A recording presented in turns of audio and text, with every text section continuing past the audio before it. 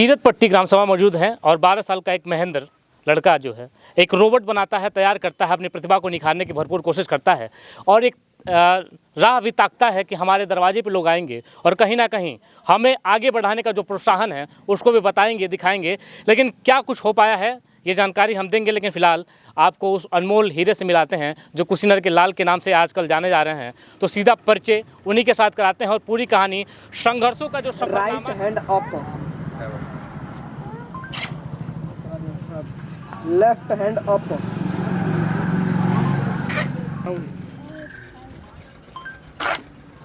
Turn right,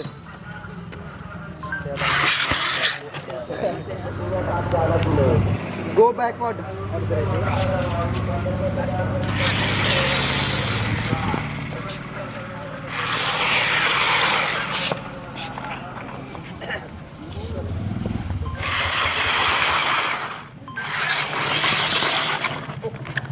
Kushinagar जनपद अपने इतिहास को कायम क्यों रखता है यह आपको बहुत पहले भी जानकारी होगी, लेकिन अलग अलग प्रतिभा जो अपने आप को निखारने की कोशिश करती है तो कितने लोग उसके समक्ष खड़े होते हैं और कितने लोग उस प्रतिभा को निखारने की कोशिश करते हैं ये भी आपको जानना बहुत ज़रूरी होता है। क्योंकि अपने इतिहास के लिए बहुत प्रख्यात है ये कुशीनगर, बुद्ध की नगरी कही जाती है और अलग अलग प्रतिभा अलग अलग क्षेत्रों से उभरते हुए पूरे देश नहीं पूरे विश्व में अपना परचम लहराते हुए देखते भी हैं।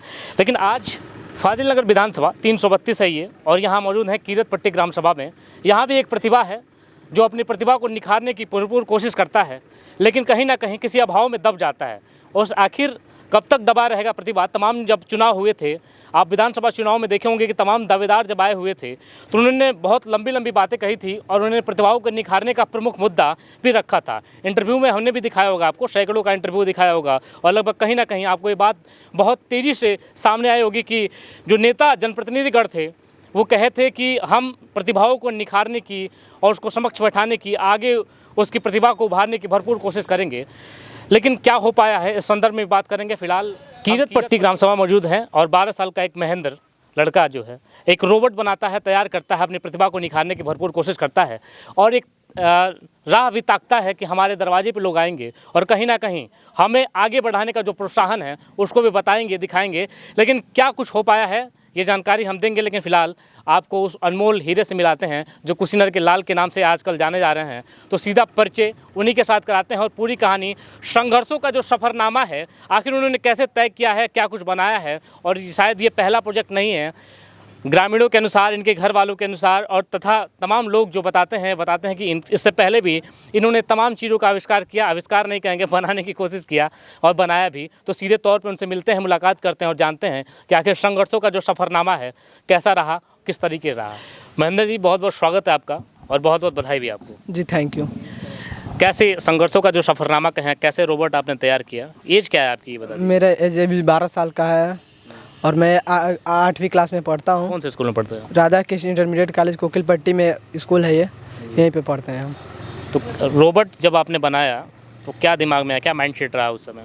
ऐसे ही सोच रहे थे कि कुछ नया किया जाए, तो नया करने के लिए कुछ करना पड़ता था, तो इसीलिए कहीं से एक पैसा इकट्ठा करके उसके बाद से हमने 1-1 रुपये जुटिया के तो ये रोबोट बनाया है और सोचा कि अपना मनोरंजन भी हो जाएगा, कुछ हमारे गांव का लोग नहीं है, इसे भी बेहतर मॉडिफाई करके इसको और बेहतर बनाया जाएगा कि कुछ हमारे गांव के लिए उपयोगी हो सके। रोबोट को जैसे कैसे कमांड करते हैं? रोबोट आप देख रहा है वीडियो में कि चल रहा है, आप जैसे कह रहे हैं, कैसे कमांड होता है? जी, हमारे वॉइस से कंट्रोल होता है। जैसे हमारा फ़ोन है ये, इसी फ़ोन में एक हमने ऐप इंस्टॉल करके रखा है MI वॉइस, उसमें हम जो बोलते हैं वैसे ही चलता है। ऐसे गूगल असिस्टेंट से आप कमांड करते हैं? जी। जैसे ये रोबोट है, आपने इसको टेम्पोरली बनाया हुआ अभी, कहीं ना कहीं मतलब इसमें और क्या चीज़ लगा दें तो ये बेटर से बेटर हो सकता है? इसमें अभी लगभग 10,000 रुपये तक और लगा दे इसमें तो ये बिल्कुल हमारे शरीर की तरह मतलब चलना घूमना जैसे हम लोग काम करते हैं वैसे हो जाएगा। अभी तो ओनली ये प्रोटोटाइप है, हमने इसको बना के चेक किया कि सक्सेसफुल होता है या नहीं, तो हमने इसको बनाया तो कुछ लगता है हल्का फुल्का सक्सेसफुल हो गया। अभी इसके बाद से कुछ और पैसा इकट्ठा करेंगे या कहीं से भी मिले तो इसको मॉडिफाई करेंगे और थोड़ा बेहतर बनाएंगे। मेरा नाम बताओ। आपका नाम मिस्टर महेंद्र कुशवाहा है। ये आपका नाम बता रहा था। जैसे जनरल नॉलेज की और भी बात पूछे तो वो भी बता सकते हैं। ये जो रोबोट दिख रहा है आपको, टेम्परेरी रूप से तो इसको बना दिया गया है और गूगल असिस्टेंट से इसका कमांड है। जब भी आप गूगल असिस्टेंट पे जाएंगे और कुछ भी जानकारी आपको चाहिए होता है, जब आप उससे पूछेंगे तो जाहिर सी बात है कि वो बताएगा। लेकिन उसमें इसको एक सिस्टमेटिक ढंग से इसमें लगाया गया है महेंद्र के द्वारा, और इसको एक रूप देके तैयार किया गया है, एक रोबोट के रूप में इसको तैयार किया गया है, जिसके तहत ये गूगल असिस्टेंट से जो भी बातें पूछते हैं, जो भी जानकारियाँ पूछते हैं या जो भी पूछेगा, तो ये अब इनके कमांड से ये उसका जवाब देगा। ऐसा ही है ना? जी ऐसा ही है। कुशीनगर जनपद अपने हमेशा ही अनमोल इतिहासों के लिए जाना जाता है। अनमोल इसलिए क्योंकि यहाँ बड़े अनमोल रत्न होते हैं और वो अलग अलग क्षेत्रों में उभर कर आने की कोशिश करते हैं, आते भी हैं, और तमाम लोग उनके उस उभरते प्रयास का संपूर्ण सहयोग करते हैं। लेकिन कितना, ये बहुत महत्वपूर्ण सवाल इसलिए हो जाता है क्योंकि कुशीनगर इंटरनेशनल स्तर पे, मतलब एक कहे कि अंतर्राष्ट्रीय लेवल पे अपनी व्यापक पहचान बढ़ा रहा है, बता रहा है।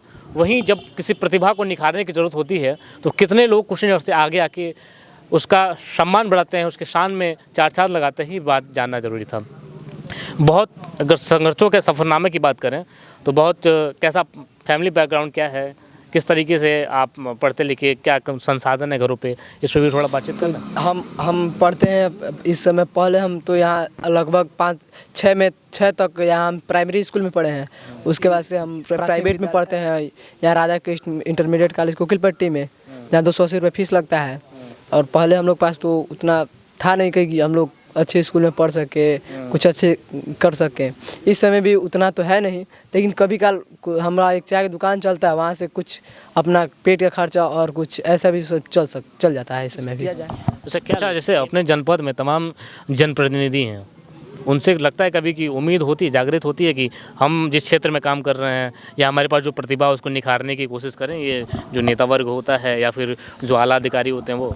जी, यहाँ तो हमारे प्रतिभा को देखने या सुनने कोई आता नहीं है। हम अपने मतलब जो हमारे मन में जो आता है वो उसको बनाते हैं, जानते हैं। स्कूल में कभी रोबोट ले गए हैं, कभी दिखाया आपने स्कूल में? स्कूल में बोलते हैं सर लोग बोलते हैं कि टीचर लोग भी बोलते हैं कि बाबू लेके आओ, तो हम बोलते हैं नहीं, यहाँ नहीं लाएंगे, इसलिए कि कोई तोड़ी देगा तो उनसे झगड़ा तो किया नहीं जाएगा, मारे तो किया नहीं जाएगा, तो इसीलिए उसको टूटने फूटने के डर से आपने लेके जाया, इसीलिए नहीं ले आते हैं। टीचर कभी आए आपके जो आपको जो पढ़ाते हैं? यहाँ पे आए, यहाँ साइंस के टीचर आए हैं हमारे। तो साइंस के टीचर कुछ ने कहा आपको?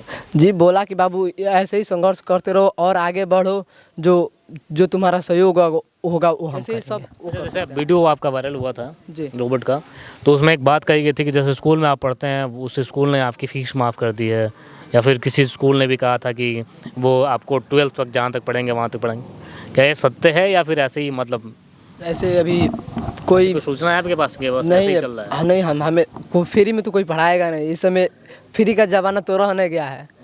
अब वैसे अपने आप को अपना नाम मतलब अधिक करने के लिए बोले हो, उसका बात अलग है। हमें मतलब ये सत्य नहीं है, मतलब आप तक कोई सूचना नहीं? ये कुछ नहीं है, भ्रामक प्रचार है। और ये हमें एक अगर फ्री में पढ़ना भी हो, या जैसे मैंने पढ़ना हमको तो प्राथमिक विद्यालय है ही, तो वहाँ पे ना फ्री में पढ़ाई होता है। बाकी प्राइमरी जो स्कूल खोले हैं लोग, अब यहाँ पे कोई मतलब इस समय ये दुनिया ऐसे नहीं रह गई है कि फ्री की कोई ज़माना हो, जैसे हम अपना पैसा उनको दे दें, उनसे पैसा अपना, वो ऐसा ज़माना कोई नहीं रह गया है। चलिए, बहुत बहुत शुक्रिया, बहुत बहुत बधाई आपको कि आप यूँ ही आगे बढ़ते रहें।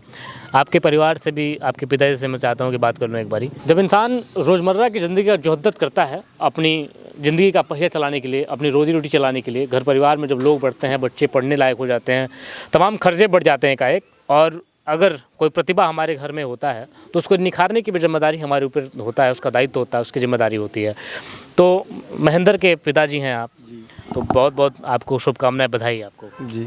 आपका बेटा एक रोबोट तैयार किया, बनाया उसने, कितना खुशी होता है देख के? बहुत खुशी होता है। पता चला है कि आप एक चाय की दुकान चलाते हैं, चाय की दुकान से आप पूरा खर्च? चाय का ही दुकान है, उसी से हमका रोजी रोटी चलता है बस। दूसरा बच्चे को देख के क्या लगता है कि बच्चा कितना आगे बढ़ेगा और क्या उम्मीद है बच्चे? वो जितना बढ़ना चाहे उतना बढ़ सकता है, बढ़ा सकते हैं, उसके साथ हैं हम। कितने बच्चे हैं आपके? 2 बच्चे हैं, 1 बच्ची है। तो महेंद्र छोटा है बड़ा? बड़ा है, सबसे बड़ा है जी। और उसके बाद दोनों आपके? 1 लड़का 1 लड़की, छोटे हैं लोग।